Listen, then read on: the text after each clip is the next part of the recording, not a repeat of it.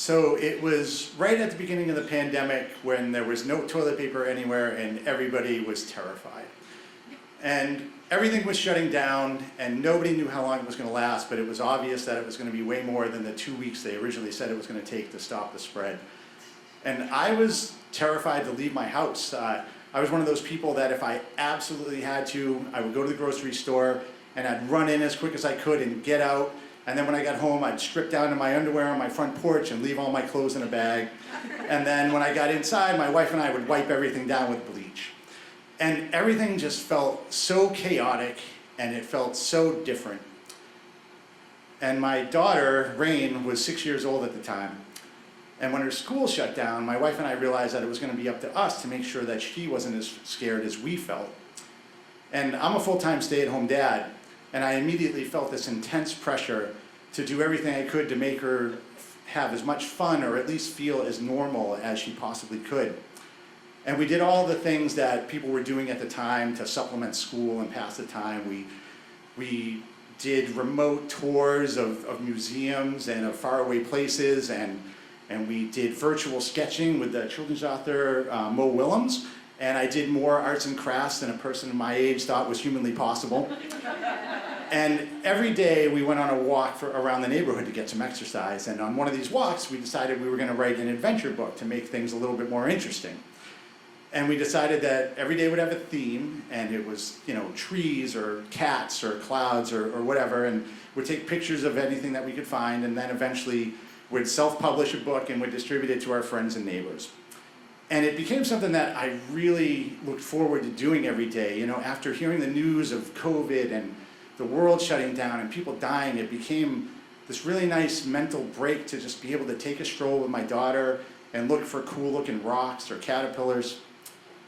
And one day the theme of the walk was butterflies, and we weren't having very much luck. We walked around the whole neighborhood, and we saw some butterflies off in the distance, but I couldn't get a picture of them. So we were back at the house, and we were walking up the driveway, and off to the right-hand side, where there was like this patch of blue flowers that was growing up my neighbor's fence, and Rain spotted this giant butterfly just hanging out, sipping on some nectar or something, just sitting there like flapping its huge black and gold wings. I mean, this thing was majestic.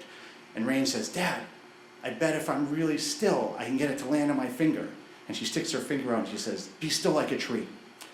So we're sitting there for a couple of minutes and nothing's really happening, and we're just silently watching this butterfly. And I say, "Rain, are you ready to go?" And she says, "Shh, trees don't talk." And so we sit there for a few minutes longer, and I'm trying to mentally will this thing to fly over and land on her finger so she can have this magical moment with this beautiful butterfly. And all of a sudden it flaps its wings and it takes off and it flies over to us and just goes right by without even looking at Rain's finger. So we weren't able to have this magical befriend the butterfly moment, but neither one of us cared, because for the first time in a really long time, and not just since the beginning of the pandemic, we got to just be fully in the moment together. Before the pandemic, it just seemed like our time was so scheduled and so planned out. Rain had school, and she had swim lessons and horseback riding and a bunch of other stuff, and it always felt like we were rushing around to get from place to place. And all of a sudden, we just had nowhere to be, and it felt really good.